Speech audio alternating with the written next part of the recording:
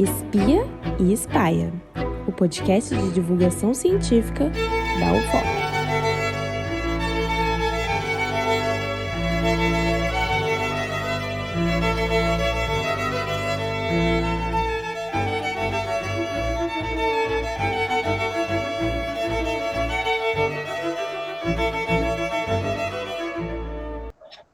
Eu sou o caçador.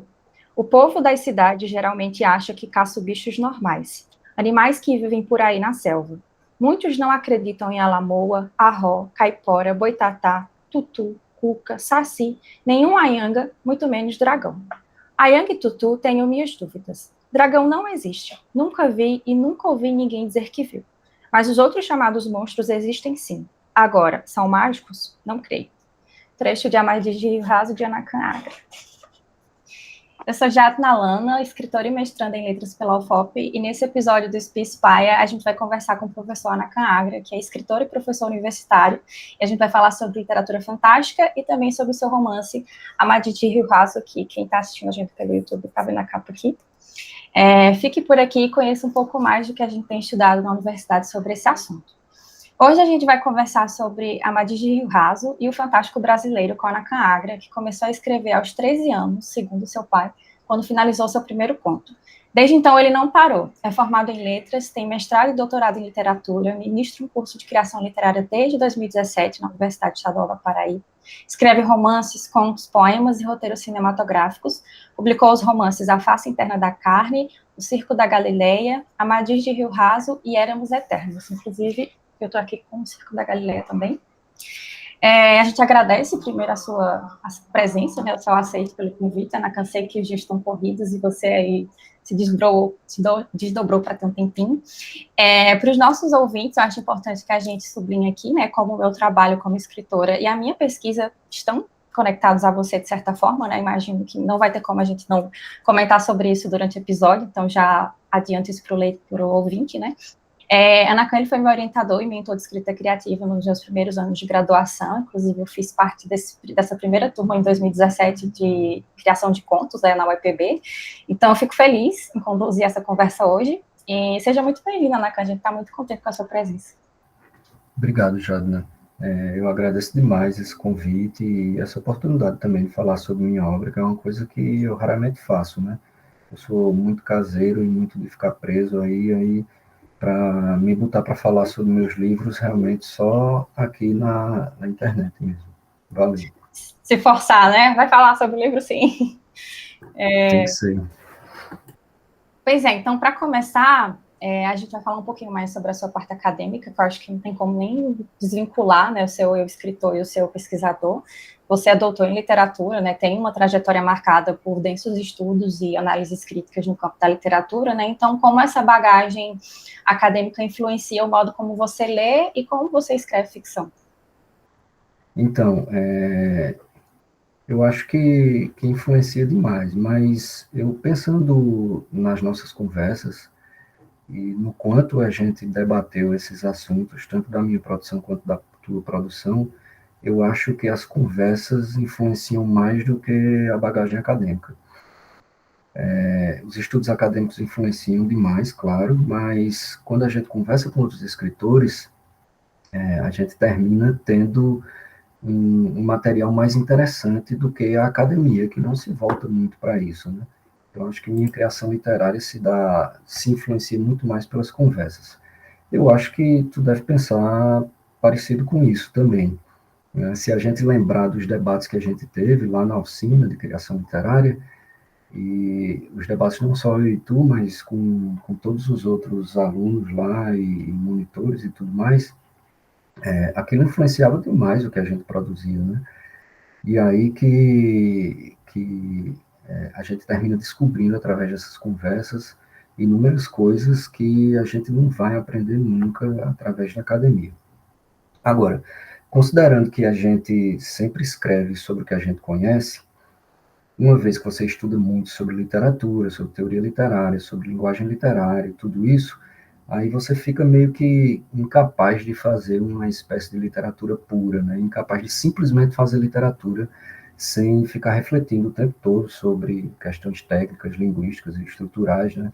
porque você teve um conhecimento aí que você adquiriu através da pesquisa, através do ensino. E aí, por falar no ensino, eu acho que o meu ensino, me influenciou muito mais na escrita do que a própria pesquisa, do que os próprios meus estudos acadêmicos por si só.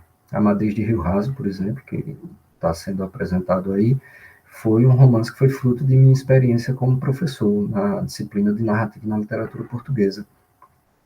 Foi quando eu tive um contato mais profundo do que com as novelas de cavalaria medievais portuguesas, como Amadis de Gaula, A Dama do Santo Graal, né?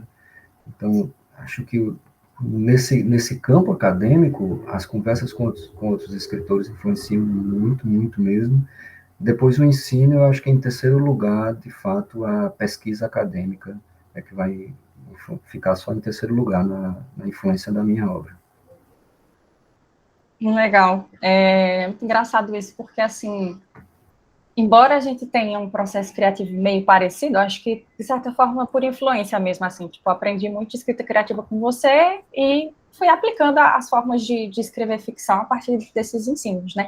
Mas eu acho que hoje a teoria me influencia demais, assim. Eu tô lendo teoria e a teoria vai me dando ideia para questões ficcionais. Então, várias teorias, tipo, a teoria do autor morto, tem uma teoria da asma também que eu li quando eu entrei na UFOP.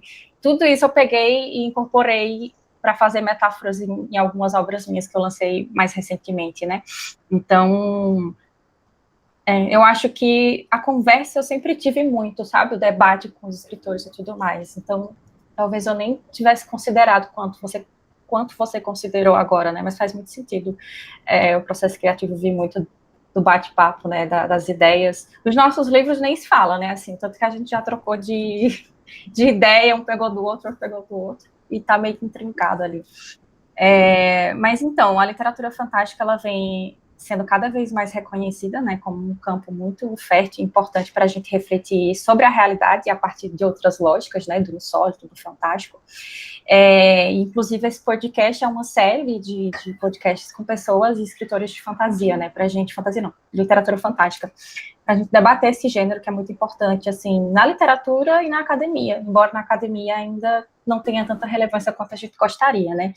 Então, como você, enquanto pesquisador, enxerga o papel do fantástico dentro da literatura brasileira contemporânea? Eu acho que o fantástico, o insólito em geral, né, tomando o insólito como esse conceito amplo aí, que é muito maior do que o fantástico, eu acho que ele tem sido cada vez mais praticado na nossa literatura atual, né? É claro que seria preciso fazer um levantamento de dados, um projeto com vários pesquisadores e tudo, para ter certeza disso, mas a impressão que eu tenho é de que isso é um fato real, né? Eu tenho visto muito de literatura de horror, que quase sempre se faz dentro do fantástico, tenho visto muito de fantasia medieval, coisa parecida com isso, tenho visto muitos livros direcionados ao fantástico ou ao mágico, até de um ponto de vista mais tradicional também, e eu acho que isso é um reflexo da nossa necessidade, e uma necessidade que a gente tem hoje de repensar o mundo, né? Desde a década passada, que a gente tem vivido cada vez mais alguns acontecimentos que parecem insólitos, né? Quando é que eu ia imaginar lá em 2010 que alguns anos depois a gente teria uma ascensão da extrema-direita em diversos países do mundo, né? Essa vida política é insólita, né? A gente se meteu numa coisa que é insólita politicamente para o mundo todo. E isso aí, aliado aos avanços tecnológicos das últimas décadas, né, principalmente o que a inteligência artificial tem feito nos últimos anos, isso leva os escritores e os criadores em geral a ter uma necessidade de representar essa vida estranha, essa vida insólita que a gente está vivendo. E aí, na incapacidade da gente de lidar com isso, né, de lidar com essa realidade que a gente está vivendo, a partir de paradigmas naturais ou realistas, a gente vai atrás do fantástico, a gente vai atrás do insólito, porque é a melhor forma, se não a única forma de representar esse mundo que a gente está vivendo. Me lembra muito das falas de Gabriel Garcia Marques, quando ele era perguntado sobre essa parte fantástica da obra dele, né? Ele falava, não, que eu escrevo é real, não tem nada fantástico e mágico aqui. Eu resgatei muito essas falas dele recentemente, terminando a dissertação, e é exatamente isso, assim, a linha entre o ficcional e o real é muito tênue mesmo, assim, é quase invisível, né? Então, muito interessante essa perspectiva, a gente ficcionaliza o real e vice-versa, né?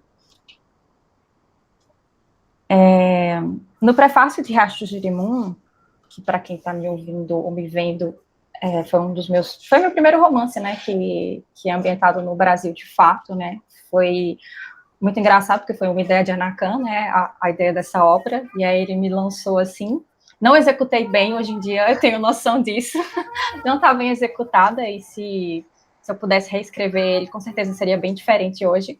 Mas no prefácio desse livro, Anacan, você especula, né, sobre a noção de regionalismo fantástico, talvez seja uma das primeiras aparições desse termo na literatura brasileira. E aí, pensando nesse conceito a partir de uma sensibilidade estética que emerge do sertão, né, mas que não se limita só a ele, qual a importância de nomear esses modos de narrar que mesclam o real e o insólito a partir desses Brasis, para você? De nomear, né? Uhum. Deve ser coisa de pesquisador, né? Isso de ficar se apegando à taxonomia, né? Criar nomenclatura para poder lidar com os fenômenos, né? Porque eu acho que é assim que a gente termina compreendendo melhor os fenômenos, né? Quando a gente dá um nome. E quando eu me deparei com o Riacho do Girimum, na verdade, desde antes da leitura, né? Quando a gente estava conversando sobre o livro, eu vi um gênero que estava nascendo, né? Nascendo ou que ali que parecia se iniciar, de certa forma ali. E eu comparei com outras leituras paraibanas e nordestinas em geral que eu estava fazendo nessa época e vi, já depois de tu publicar, né? E vi que existia meio que uma tendência. E eu pensei no realismo mágico latino-americano, né? Me veio logo na memória, né? Tu falou em Gabriel Garcia Marques agora há pouco, e eu lembrei, claro, do realismo mágico, mas eu acho que Riacho do Girimum, assim como outras obras que se coadunam com o gênero, está mais para um regionalismo mesmo, só que trabalhando com elementos fantásticos, um regionalismo fantástico, né? Eu vi uma tendência para esse tipo de fantástico em relação com o mágico do realismo mágico, né? Então, o realismo latino-americano se direcionou para esse ambiente mágico, o nosso regionalismo se direcionou para esse ambiente fantástico, né? Porque o mágico do realismo mágico, que às vezes é chamado de fantástico também, mas eu acho que o nome mágico é melhor, é um mágico mais metafórico. Ele é levado ao entendimento poético do insólito, né?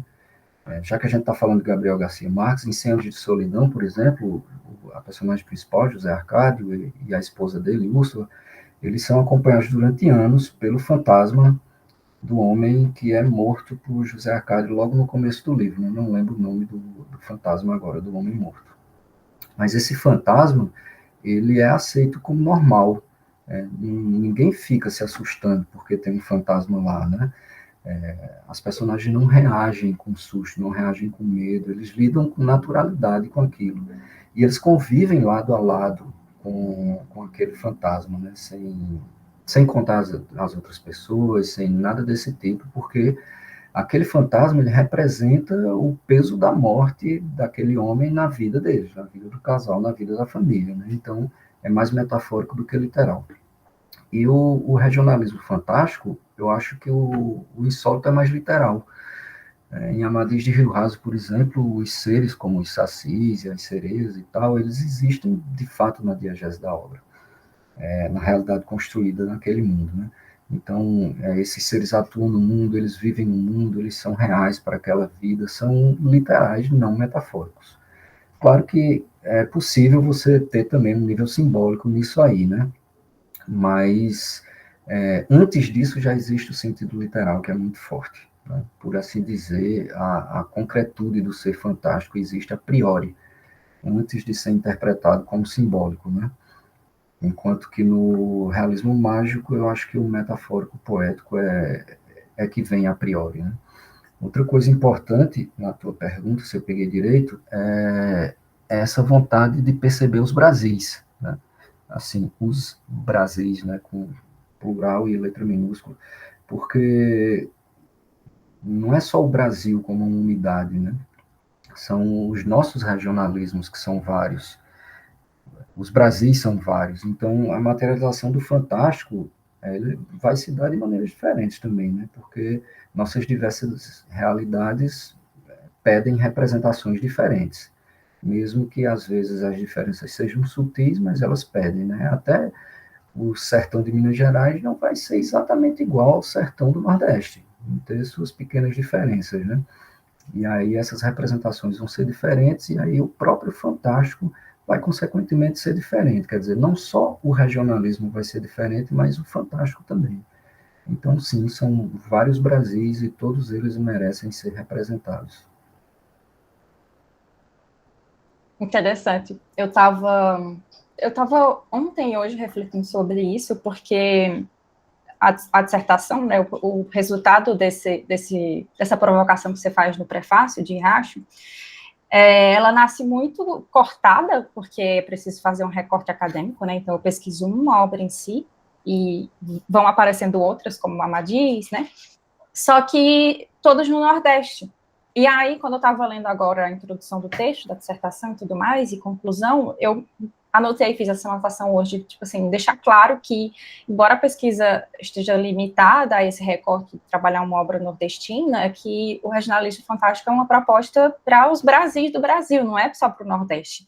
E eu fiquei até ansiosa hoje, tipo assim, imagina se eu lanço essa dissertação assim, sem colocar esse adendo, que eu acho que é muito importante, porque aí entra um mundo de possibilidades, tanto dentro do fantástico, que eu não consigo abarcar sozinha. Então, por exemplo, eu pesquiso nesse livro, nessa dissertação, sobre uma obra de fantasia, mas aí é como você falou, cabe a ficção científica, cabe o terror, cabe o horror, cabe o gótico, cabe milhões de possibilidades de distopia, e aí cabe em vários formatos, não só na literatura, mas cabe na telenovela, cabe no cinema, cabe no cordel, cabe, assim, na literatura infantil juvenil, no geral, e aí cabe os Brasis, e aí entra o sertão do Nordeste, o sertão mineiro, o sul, enfim, todos os lugares do Brasil, né? Então, assim, é muito amplo, assim, eu queria ter 1000 vidas para conseguir desenvolver todas as possibilidades de regionalismo fantástico através da pesquisa, mas fico feliz com a sua resposta, porque mostra esses milhões de possibilidades, assim, de ser muito vasto, e além do que seria o realismo mágico, né, que muitas vezes as pessoas confundem. Tá, a sua trajetória como escritor, né, digo escritor publicado, essa pergunta é mais em relação à publicação, porque eu sei que você escreve há muito tempo, mas a publicação, né, vem depois de uma carreira acadêmica já consolidada, né, você já como pesquisador, como professor, né, então como é que foi esse processo de transição de análise para criação e de ser analisado, né, porque a partir do momento que você publica, você também está submetido a isso. Eu mesma já escrevi artigos sobre Amadis, né, em que momento você sentiu que era hora de deixar de apenas estudar histórias e começar a contar elas para o mundo, literalmente, né, sem guardar na gaveta? Pois é, como tu sabe, o movimento foi meu, né, histórico, da minha história pessoal, foi de primeiro produzir e depois estudar, né, como aconteceu contigo também. Eu entrei na universidade porque eu queria desenvolver minha escrita literária, né. Eu comecei a escrever muito novo, né, com 13 anos, e mesmo não tendo escrito muita coisa nesses primeiros anos aí, mas já aos 16, no máximo 17, eu já produzia, assim, quase semanalmente, né? Então, tinha uma produção já frequente. E aí, quando eu escolhi o curso de letras, foi com a vontade de desenvolver minha criação literária, né? E acho que foi contigo também a mesma coisa que aconteceu, né? Só que aí, no meu caso, quando eu entrei na universidade, em 1996, eu entendi o curso de letras pela primeira vez, né? A gente só entende depois que está lá dentro, e eu vi que não havia espaço para aprender sobre a criação literária, né? Não havia, assim, nem dentro do curso normal, nem no curso de extensão, nem nada desse tipo, né? Até mesmo se você pensar nas disciplinas, não só as disciplinas de linguística e de língua, mas mesmo as disciplinas de literatura, elas são sempre do ponto de vista da gente que está recebendo, né? Sempre para entender o fenômeno, qualquer que seja o fenômeno, a partir desse objeto pronto. Eu nunca aprendi nada no curso de letras que fosse diretamente relacionado ao processo do autor enquanto criador da obra, ou da obra em processo de criação, nada disso, né? E naquele tempo, por eu sentir essa falta, né, quando eu entrei no curso, que era uma vontade tão grande minha, aí eu prometi a mim mesmo que se um dia eu tivesse nessa posição de ser capaz de fazer isso, que eu daria início a algo nesse sentido, né? Porque eu sabia da vontade de diversos alunos e alunas que queriam praticar literatura e não tinha nenhum apoio técnico, não tinha um grupo para debater e para melhorar a escrita, né? E aí, em 2016, eu criei a oficina de criação literária, né? O primeiro ano foi em 2017, mas a oficina foi criada em 2016, né, quando eu fiz o projeto. E aí, foi justamente em 2016 que eu entrei como professor efetivo, né, na UEPB. E aí eu criei a oficina no ano em que eu entrei, exatamente no ano que eu entrei, já para sanar esse vazio que os cursos de letras em geral têm, né? Mas realmente, como tu falou, esse movimento contrário aconteceu no que diz respeito à publicação. Escrevendo desde os 13 anos até os 33, 32, por aí, eu não tinha vontade de publicar. Eu não queria publicar, né? Minha necessidade de entrar em letras para aprender mais sobre escrita literária, eu acho que era fruto justamente da minha falta de segurança na minha própria literatura, na minha própria produção. Só com a oficina de criação literária, lá em 2017, é que eu comecei a ter um pouco mais de segurança, né? Então, por isso que desde os 30 até os 33 eu fiquei esse tempo todo, até os 33, não, até os 43, eu fiquei sem publicar. Então, foram 30 anos, né, escrevendo sem publicar nada. E aí, se a universidade não foi o que me levou a querer escrever, mas foi o que me levou a querer publicar, porque, né, foi lá no curso, na oficina de criação literária que me deu segurança, que me deu vontade, que me fez sentir essa necessidade de publicar, justamente porque os meus alunos eram quem ficava dizendo, como é que pode tu não publicar, como é que pode, publica, publica, publica. E aí eu terminei tendo essa coragem e saí do Circo da Galileia. Legal, isso é muito interessante.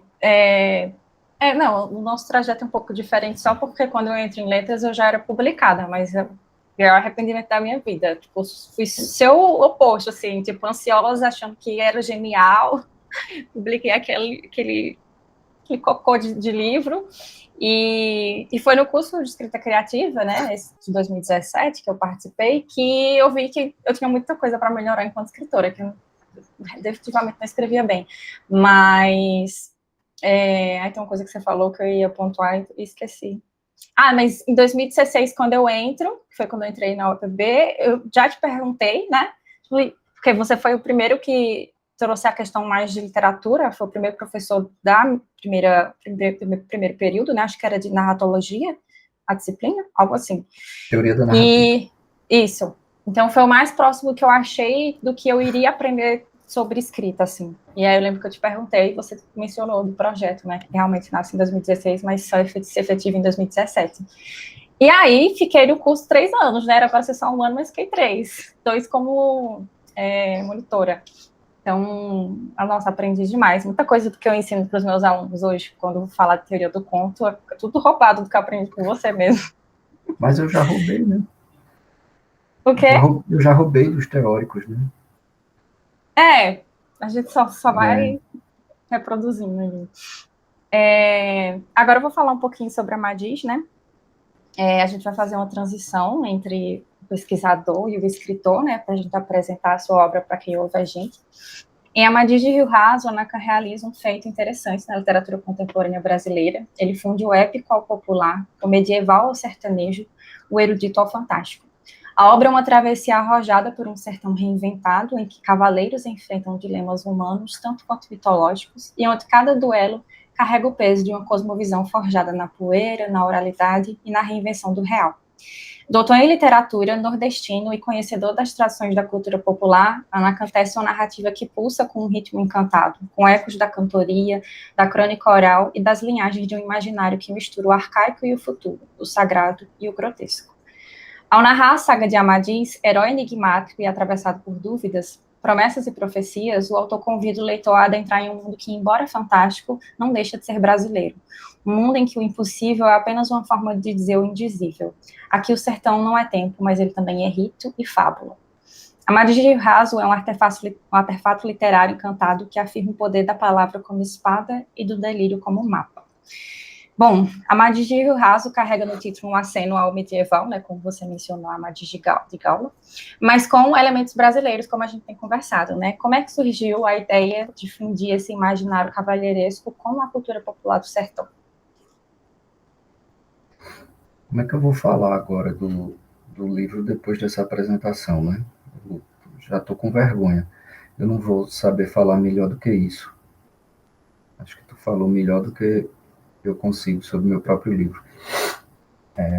Mas eu vou tentar, né? Falar um pouco sobre Amadis de Rio Raso. Eu falei já, ele foi fruto da minha experiência como professor de narrativa portuguesa, né? Eu já conheci o Amadis de Gaula, mas nunca tinha estudado a obra Amadis de Gaula, né? E aí, quando eu estava ministrando disciplina, quando eu fui ministrar disciplina a primeira vez, é que eu fui, de fato, me debruçar mais sobre as novelas de cavalaria medievais, né? Que é quando começa a narrativa literária portuguesa, né? Ali com a Demanda e com o Amadis de Gaula. E aí foi que eu me aprofundei mais nesse assunto, né? O Amadis de Gaula, por sinal, né, lá no Don Quixote, Cervantes, ou o narrador de Cervantes, quem quer que seja, diz que, dentre todas as novelas de cavalaria, a única que se deve salvar da fogueira é o Amadis de Gaula. E eu acho que isso prova o quanto Amadis de Gaula é uma grande obra, né? Se Cervantes está dizendo isso, né? O Don Quixote, que ridiculariza todas as novelas de cavalaria, a única obra salva delas todas é o Amadis de Gaula. O Amadis de Gaula ele tem muito da inocência narrativa medieval, tem muitos problemas estruturais que são típicos das novelas de cavalaria, né? Pelo menos se a gente considerar um modelo de narrativa que a gente tem aqui nos últimos, sei lá, 200 anos. Mas, mesmo tendo diversos problemas, ainda assim é uma grande obra, né? Uma obra que merece ser lida. Eu adoro o Amadis de Gaula, e aí me deu vontade de reescrever, né? Eu acho que, tu se lembra que eu dizia sempre na oficina, que às vezes é bom a gente ler obras ruins, não que o Amadis de Gaula seja ruim, mas é bom a gente ler obras ruins porque a gente fica com essa vontade de ajeitar, né? De consertar as coisas erradas que estão naquelas obras. E aí, com a Amadis de Gaula foi isso, é uma grande obra, mas tem uns probleminhas que podiam ser sanados para a nossa perspectiva de hoje, para a nossa perspectiva narrativa de hoje.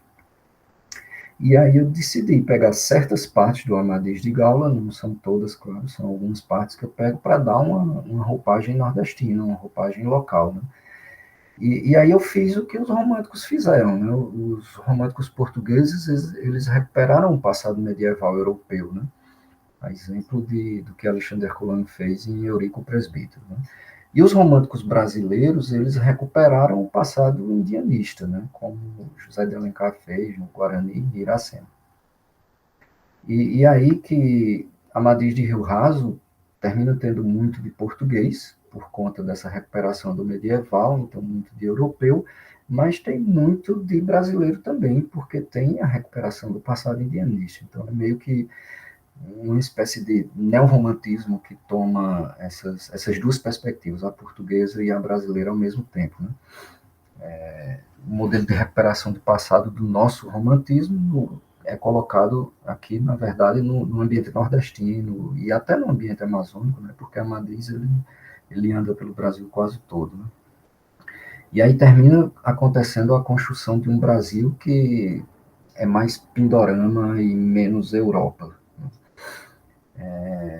Acho que outra influência muito grande que eu tive aí, só para finalizar essa coisa, foi de Ariano Suassuna, né? Porque eu, como leitor de Ariano Suassuna e como grande admirador, não podia deixar de lembrar do Romance da Pedra do Reino, né, que foi uma grande influência. O Romance da Pedra do Reino recupera algo do medieval europeu, né, e transpõe aqui para o Nordeste. Legal. Eu sei que não está nem no roteiro, mas deu vontade de pedir para você falar de O Circo da Galileia, porque também é uma reinvenção, só que uma reinvenção da Bíblia, né, da história de Jesus. E a gente vai mencionar Cordel mais na frente, e dentre os dois, eu acho que Circo da Galileia tem ainda mais esse perfil Cordel, assim. Acho que super seria um Cordel que a gente leria em repente, assim, a história. Tem muito mesmo, até porque o Cordel tem muito de humor, né, muito de cômico. E aí, como o Circo da Galileia é um livro cômico, Uhum. ele termina tendo esse viés, né, do cordel também. E, claro, muita coisa do que se chama por aí de matuto, né, e de gente Uhum. do povo e tal. E sim, o Circo da Galileia tem muito de Nordeste, tem muito de cordel e tem um pouco de fantasia também, né? Tem que se Uhum. fazer, tem que tu fazer um estudo depois aí, um artigo depois para ver se dá um regionalismo fantástico aí no Circo da Galileia. Eu não sei Eu exatamente acho não. Eu acho que depende da perspectiva. Então, eu teria que reler ele, mas pelo que eu me lembro, você ia matando qualquer vestígio de fantástico que ia surgindo, lembra? Você vai. Tipo, a questão do vinho, né? Tem o momento lá da ceia que Jesus vai multiplicar o vinho, aí você explica, logicamente, como é que isso foi feito e desmistifica a ideia do milagre, do mesmo jeito da estrela, todo o trajeto ali bíblico que Jesus fez nos milagres do pão e tal, você vai mostrando de um jeito cômico, engraçado e bem nordestino como isso aconteceu na prática, entre aspas, e real. E aí, não sei, talvez tire essa parte do fantástico, não sei, do insólito. Um dia eu vou reler ele e, quem sabe, escrever alguma coisa, né? É, A obra tem, né, assumidamente, no caso Amadis, né, esse tom inventivo, né, cheio de referências simbólicas e estilísticas da literatura de cordel. Como é que você construiu essa voz narrativa? E aí aqui você pode contar para quem está ouvindo a gente um pouco do enredo mesmo, assim, sobre um pouco da trajetória de Amadis, quem que ele é, enfim. certo. A voz de Amadis, no caso não de Amadis personagem, mas do livro, é difícil de caracterizar, né? Porque são três vozes. Então já tem essa grande dificuldade, né?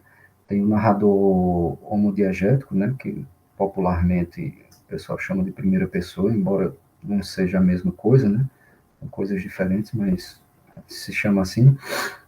Então tem esse narrador homodiegético, que é o próprio Amadis, que é um narrador autodiegético, né? Porque ele conta a sua própria história e ele reflete sobre o mistério do seu passado, né, de onde ele veio, quem são seus pais e tal, toda essa coisa, e sobre sua condição também, né, que ele é um caçador que não quer ser que não quer ser caçador, ele não deseja matar, ele não gosta de matar. Tudo que ele quer é ter uma vida tranquila, né, mas essa vida de caçador está sendo imposta a ele. Inclusive, eu acho que é uma coisa que passa despercebida no livro é o fim de Amadis como pescador, né? Foi uma forma que eu achei de dizer que Amadis não consegue fugir de seu destino, do destino que lhe é imposto, né? De matar para sobreviver, porque ele caçava e tal, e depois ele vira eu estou dando spoiler, né? Dizendo que ele vira pescador no fim da obra, mas pelo menos não se sabe como isso vai acontecer. Mas ele continua precisando matar para sobreviver, né? Eu tenho minhas razões interpretativas para querer isso, né? É como se para dizer que a gente não consegue fugir nunca daquilo que as pessoas que nos criam colocam na nossa vida, né? Mesmo quando a gente acha que consegue, de certa forma, aquela coisa continua nos perseguindo, né? A exemplo de outra coisa que acontece no final de Amadis também, que eu não vou dizer para não estragar para quem ainda queira ler. Para além da voz de Amadis, tem uma segunda voz também autodiegética, né, que conta a sua própria história também, que é a voz de Oriana, né, ela também reflete sobre suas próprias questões, né, sobre sua condição dupla de oprimida, de forçada a, de certa forma, se tornar opressora também, E eu já ia começar a dar spoiler de novo, né? Por causa dessa dupla natureza dela que fica... É melhor não ir além disso, não. Mas além dessas duas vozes, que são vozes homodiegéticas e autodiegéticas, há ainda um narrador heterodiegético, né, em terceira pessoa, que narra fatos de outras terras. Então, de, eu já ia dar spoiler de novo, já ia contar coisas que são... Mas se for o comecinho da parte da Não, história, mas não tem problema. pior que não é, porque o narrador heterodiegético acontece depois do meio do livro, né? Entendi. Mas essas três vozes são uma tentativa minha, não sei se é uma tentativa bem sucedida, mas uma tentativa de conjugar a fragmentação da narrativa das novelas de cavalaria, né? De materializar isso, essa fragmentação, e juntar isso, unir isso com a multitude de vozes da literatura contemporânea, né? Então, pegar a fragmentação narrativa da novela de cavalaria e se utilizar da multitude de vozes da literatura contemporânea e conjugar uma coisa com a outra, né? E, claro que a mudança de pessoa narrativa tem também uma função estrutural, no que diz respeito à noção de tempo cronológico, né? Mas acho que é melhor não falar mais sobre isso, né? Porque senão vai ser spoiler demais. Eu sou desse jeito que eu tô falando dos meus livros, eu não consigo me conter. Enquanto a gente está conversando, vai estar tocando a música Minha Princesa, né, escrita por Gilberto Gil, interpretada por ele, Roberta de Sá, para a novela Cordel Encantado, que foi ao ar em 2021 e que, assim, para mim, o supra-sumo da ideia do que seria um regionalismo fantástico, assim, no sentido de telenovela, né? Embora o termo seja novo, né? Enfim, a gente sabe que o regionalismo fantástico está sendo produzido e acontecendo na literatura brasileira ou na arte brasileira no geral há muito tempo. Está faltando mais a pesquisa, né? E espero eu abrir esse caminho, né? E aí, na cultura de cordel, essa relação com a Idade Média, né, é comum, né, até recorrente, se a gente pega o cordel em si também, né, tem muita essa coisa do medievo, do ibérico, misturado com o regional, com o brasileiro, com o nordeste. Você pode falar um pouquinho sobre essa popularização dessa relação no audiovisual, porque, assim, para quem, eu não sei se eu falei ali na sua bio, né, mas para quem está ouvindo a gente, você também escreve roteiros, já escreveu alguns filmes, né, enfim, acho que tem uma parte da sua formação que é em audiovisual, né, se não me engano, então, se você puder falar um pouquinho sobre isso. Sim, meu mestrado e meu doutorado são em literatura e cinema, né? Estudando as duas coisas comparativamente. Eu acho que foi a popularização de Ariano Suassuna, né, depois do grande sucesso da terceira adaptação do Alto da Compadecida, né? Eu digo terceira, muita gente não sabe, mas tem duas adaptações do Alto da Compadecida antes da obra de Guel Arraes, né? Já tinha sido feita duas vezes essa adaptação. Mas eu acho que foi depois do sucesso do Alto da Compadecida de Guel Arraes que o cordel, por assim dizer, se tornou mais pop, né? Não se tornou mais popular, porque popular sempre foi, né? O cordel foi popular desde os tempos portugueses, né? Popular nesse sentido acadêmico que a gente usa. O cordel é uma coisa estranha de se falar, assim, porque a gente pensa no cordel como um gênero, mas o cordel, na verdade, é um método editorial, né? Não é exatamente um gênero, né? Está lá no livro de Braulio Tavares, que eu esqueci o nome agora, sobre cordel, e ele deixa isso muito claro e é muito legal a ideia dele. Ele demonstra como o cordel é, na verdade, um método editorial, né? E por isso que o cordel se faz de diversos gêneros e diversas formas, né? Tem diversas estruturas, tem diversos gêneros, mas termina existindo um entendimento do cordel como sendo a narrativa popular, no sentido de feita por gente do povo, e há um entendimento da literatura de cordel como sendo um gênero, né? Aquele que toma histórias populares como base da sua materialidade, resumindo de maneira muito fraca e superficial isso. Mas eu imagino que exista muito da literatura medieval nos cordéis. Eu não sou grande leitor de cordéis, já li vários, claro, até já ensinei disciplina de literatura popular e trabalhei com cordel também. E sim, existe muito medieval nos cordéis, mas os cordéis não foram fonte direta de Amadis de Rio Raso, né? Acho que tanto o meu Amadis quanto os cordéis que retomam o imaginário medieval tiveram as mesmas fontes. Daí existe um jogo intertextual entre o cordel e entre Amadis de Rio Raso, mas só intertextual, não de influência, não de adaptação, né, não de um caminho direto entre uma coisa e outra. Amadis de Rio Raso, para você, pode ser lido como um exemplo de regionalismo fantástico? Você acha que se enquadra dentro dessa vertente que mescla o insólito, né, e a cultura brasileira? E se você se reconhece dentro dessa tendência, né? E a partir disso, qual o papel do fantástico nesse tipo de narrativa, né? O que ele faz dentro desse tipo de narrativa? Porque a gente sabe que a gente já tem a tendência do regionalismo, né? Tipo, vários momentos em que ele esteve muito presente na literatura brasileira, mas com essa introdução, né, esse fantástico se entranhando nesse regional, a gente tem essa nova configuração, né? Então, são 3 perguntas, na verdade, 2, né? Se você se reconhece dentro do regionalismo fantástico, e para você, qual o papel do fantástico dentro desse gênero, né? Dessa vertente que vai surgindo, pelo menos teoricamente. Eu me reconheço dentro do regionalismo fantástico, isso sim. A Face Interna da Carne tem um tanto de regionalismo fantástico, né? E olha, foi um livro que eu escrevi em 2006, né? Eu escrevi esse livro em 2006 e eu nunca que naquele tempo imaginava que fosse parte de um gênero quase específico, né? Dele e de outros poucos. A Face Interna da Carne foi meu maior sucesso como livro, né? Ele recebeu menção honrosa no segundo ou terceiro prêmio Sesc de literatura. Faz tanto tempo que ainda existia menção honrosa no prêmio Sesc de literatura. E, assim, foi o máximo que eu consegui nesse sentido de prêmios, né, com a literatura, foi com ele. O Circo da Galileia tem muito de regionalismo e a gente vinha conversando ali, né, sobre o fantástico e tal, e no Circo da Galileia, e eu acho que ele tem alguma coisa de fantástico, mas eu acho que assim como Amadeu de Rio Raso, eu acho que os dois trabalham o fantástico da mesma maneira, é um fantástico que se mostra como real, é algo que parece mágico, mas que na verdade tem explicação natural, né? Os feitiços de Amadeu de Rio Raso são alquimia, né? São química, são ciência mecânica e tudo mais.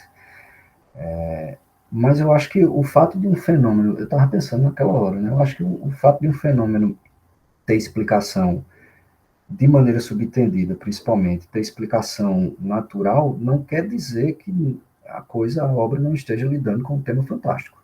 Quer dizer, o fantástico não precisa ser de fato fantástico para estar dentro do gênero, sabe? Se você pensar num dos romances fundadores do terror moderno, A Volta do Parafuso, aí você entende que é um romance de terror fantástico, tem casa mal assombrada, tem fantasma, tem tudo mais, mas a interpretação mais firme da obra é de que tudo não passa de um delírio, tudo não passa de loucura da personagem principal, que foi quem narrou os acontecimentos para o narrador da história. Então, se você tem lá em A Volta do Parafuso um romance clássico de fantasmas, de terror, de casa mal assombrada, e você tem uma explicação completamente natural para isso, mas ainda assim um romance é um romance de terror fantástico, com fantasmas e tudo mais, quer dizer, você está tratando do assunto, você está tratando do tema. Então, está dentro do gênero, né? O fato de você dar uma explicação natural não anula o fato de você estar tratando daquele assunto que forma um gênero. O fato de você ter uma interpretação naturalista, realista, o que quer que seja, não invalida o tema da obra, né? Acho que se ela tem assuntos fantásticos, ela é fantástica. No caso só para terminar minha trajetória publicada aí, no caso de Éramos Eternos, eu acho que é o meu único romance dentre os que eu já publiquei que não tem nada de fantástico, né? É um romance que é de autoficção, né? Sobre um ano da minha vida, quando eu tinha 16, entre os 16 e os 17. Então é uma autoficção bem realista. E aí não tem muito de fantástico não ele. Tem outra parte da tua pergunta que eu esqueci. Deixa eu ver, perguntei sobre se você se vê, né, com a Amadis dentro do regionalismo fantástico, e qual a importância do fantástico dentro dessa vertente literária nova, né, do regionalismo fantástico, no caso. Ah, verdade. Eu acho que entra naquela conversa que a gente estava tendo antes, naquela pergunta de antes, né? A gente tem uma realidade, a gente está vivendo uma realidade que beira o insólito, e aí a gente precisa do fantástico, a gente precisa mais do que nunca do fantástico para representar esse mundo. E a gente precisa hoje também, não só por conta da viabilização muito forte que os estudos de literatura de imagem estão tendo na academia e as leituras de literatura de imagem estão tendo no Brasil e no mundo como um todo, a gente precisa de uma força regionalista, né, de um regionalismo como literatura de imagem também. Então, são duas coisas que a gente está precisando muito, né? E eu acho que é o gênero que todo escritor brasileiro devia se meter agora a produzir. Eu sou suspeita para falar, dá vontade de dizer também, mas vou ficar quietinha. Deixa só na sua boca. Para encerrar, eu queria que você contasse um pouquinho como é que foi esse momento de recepção de Amadis. Sei que ele foi publicado em 2023, né? Primeira versão dele, em e-book, se eu não me engano, você me corrija se eu estiver errada. Mas, ano passado, você publicou ele físico, né? Até então, ele só tinha em e-book, né? Tanto que eu acho que eu recebi o meu ano passado, ou esse ano, não tô lembrada, mas só esse ano que eu tô com ele em mãos. Ou final do ano passado, não sei. E aí, como é que foi a recepção dessa coisa desse imaginário medieval nordestino? Porque, embora para a gente que escreve ficção, e não sei se você lembra que a gente já conversava muito na faculdade sobre obras nesse estilo, dentro do regionalismo fantástico, a gente ficava especulando sobre essas ideias e tudo mais. Então, para a gente que já está muito nesse cenário, é uma coisa que, não sei, acho que talvez a gente esteja mais adaptado, acostumado. Quando a gente passa isso para o leitor, talvez haja ainda mais em romance, né? Porque, como eu falei, cordel, é bem comum ver essas histórias no cordel, mas um romance, assim, eu acho que deve ser inédito para muita gente. Então, você recebeu uma recepção, um retorno dos leitores, tipo, com essa coisa do, nossa, eu nunca pensei sobre isso, né? Mudou o horizonte de expectativas dessas pessoas, né? Eu não tenho nem como te corrigir, porque eu não sei não. Eu não sei quando foi que eu publiquei, não. Não lembro mais, não. Eu acho que a versão impressa é de 2024. Acho que não foi 2023, acho que não foi esse ano já não. Acho que foi 2024, sim. Mas eu não sei decorado não essas datas. Toda vez eu olho, vou atrás. O retorno do Ó, que público... loucura! Acabei de olhar aqui na versão impressa, tá 2023. Mas eu lembro de você ter. Talvez essa tenha sido a ficha catalográfica que você fez para e-book e depois colocou no físico. Não sei, porque lembra que você concorreu ao prêmio Kindle em 2023 com ele? Não, lembro não. Bacana, Eu não lembro mais não. Eu não que sei as datas memória! não. Pois é. Enfim, você concorreu ao prêmio Kindle de literatura em 2023 Certo. com a Amadis, para você lembrar que você concorreu. E aí, era e-book, porque para o prêmio Kindle tinha que ser e-book. Isso. Mas físico, assim, edição física, foi ano passado. Ah, Eu sei mais que você, tá vendo? Sei mais vai, que a ficha. vai que saiu em dezembro. Quer dizer, o livro saiu em dezembro. Foi feito em Ah, dezembro e eu só peguei a entendi. impressão em janeiro. Deve ter sido Entendi. isso. É. O retorno do público, né? O retorno do público tem sido muito bom, né? Eu acho que é uma coisa que todo escritor anseia, anseia por esse momento, né, de retorno dos comentários dos leitores e tal, do mesmo jeito que a gente anseia a conclusão de um romance, né? A gente está lá escrevendo e a gente quer demais terminar, e do mesmo jeito, quando a gente termina, a gente quer demais o retorno dos leitores. E, assim, todos se deram muito bem com a leitura, né? Todos os que me disseram. Pelo menos foi o que eles me disseram, não podia estar mentindo. Mas eu acho que todos elogiaram essa reimaginação do Brasil numa realidade medieval. Todos viram isso e eu acho que todo mundo falou disso. Que coisa massa, que coisa legal. Eu nunca vi isso, eu queria muito ver isso, sabe? O Brasil deu muito certo como medieval, né? Essa mistura do Brasil regional com os cavaleiros e com feiticeiros medievais e tal, a justaposição de castelos, reis e rainhas com seres míticos de nossa cultura, né? Iara, Saci, Alamoa e Camiaba e tal. foi elogiada, né? Todo mundo gostou, porque parece uma mistura heterogênea, né? Parece uma coisa saída de, sei lá, de um quadro surrealista, mas na verdade terminam sendo coisas que se dão muito bem juntas, né? Que se deram muito bem, porque o universo medieval na literatura é fantástico há muito tempo, né? E tudo que é feito ali é pegar o universo medieval e trazer para um fantástico brasileiro, né? Eu lembro que uma coisa que muita gente me falou sobre esse livro, praticamente todo mundo, se não todo mundo mesmo, foi por conta do final do livro, né? Muita gente me perguntou se vai ter continuação. Muita gente vai ter continuação, porque o livro acaba de um jeito que você diz, espera aí, como assim, né? E a ideia da continuação já existe, está quase toda pronta, só falta tempo para escrever, né? Porque já tem aí na agulha mais uns 3 romances dentro da estética do regionalismo fantástico querendo ser escritos, né? Além da continuação. Então já tenho 4 romances regionalistas fantásticos para escrever aí. Caramba, muita coisa para estudar. Escreve cada um num espectro do fantástico para estudar. Escreve um de ficção científica, um de distopia, um de terror, um de horror, aí eu vou pesquisando. Nem que seja em artigos científicos, se eu não conseguir colocar tudo num doutorado. Mas, enfim, entendo, porque eu sou igualzinha, assim, tenho muita coisa de regionalista fantástico para sair, assim, porque é como eu falei, é infindável as possibilidades, dá para fazer muita coisa legal. E do mesmo jeito que você falou, por exemplo, que o medieval cabe muito bem nesse contexto brasileiro, eu senti muito isso explorando um pouquinho mais de steampunk. Eu acho que o steampunk combina demais com o Brasil, tipo assim, combina com o Nordeste, combina com Minas Gerais, não sei, acho que é um lugar, assim, de possibilidades dentro ainda do regionalismo fantástico que eu tenho muita vontade de explorar mais, assim, porque surreal.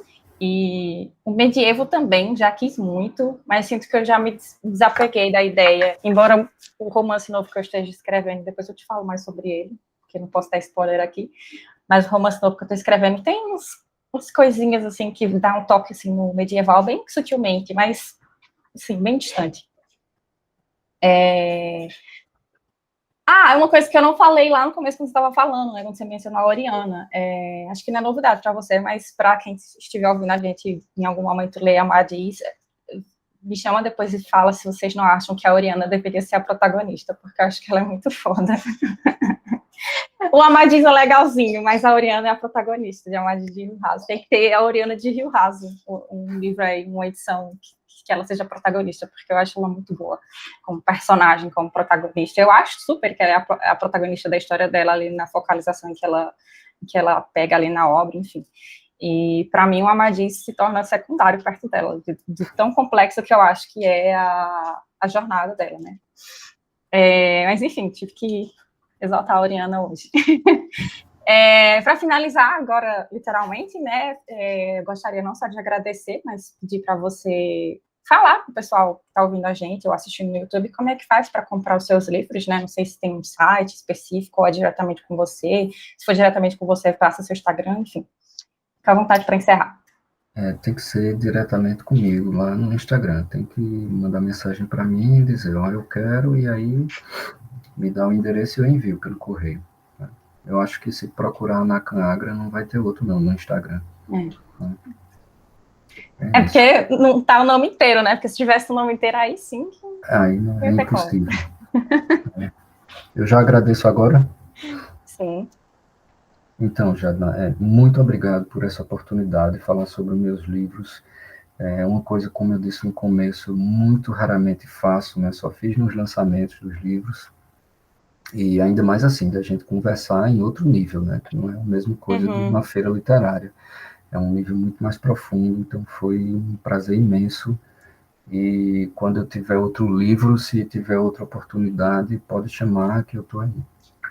Perfeito. Inclusive, para quem for pegar, né, eu escrevi a orelha do Amadis de Rio Raso, né? Tem um textinho meu lá, que acho que foi um textinho que eu tirei do próprio artigo que eu escrevi sobre ele, né? Não estou lembrada agora, mas acho que foi algo assim, ou pelo menos inspirado, né? Que eu deveria ter lido aqui, mas esqueci. Então, quem estiver ouvindo a gente vai comprar o livro e ler. ler tudo, ler A Orelha, ler a história, que é muito, muito interessante. Recomendo demais também o Circo da Galileia. Acho que Seu foi, além de contos, né, acho que Seu foi os únicos dois que eu, de fato, consegui ler, né, não sabia que Éramos Eternos tinha uma pegada mais realista também, mas eu achava que ele era fantástico também, mas vou depois, quando tiver tempo, porque agora eu vou ter tempo depois de terminar a dissertação, pelo menos um pouco mais, né, e aí eu consigo ler. Mas é isso, Ana Caio, eu que agradeço, é sempre bom conversar com você, e é sempre dessa partilha que acaba surgindo muita coisa das nossas produções, então fico sempre feliz, né, sempre inspirador. Este podcast faz parte do projeto Literatura e História em Rede, divulgação científica na região dos Inconfidentes, realizado com apoio da Fundação de Amparo à Pesquisa do Estado de Minas Gerais, FAPEMIG, e produzido no estúdio do ICHS, Instituto de Ciências Humanas e Sociais, em Mariana, Minas Gerais, no campus da Universidade Federal de Ouro Preto.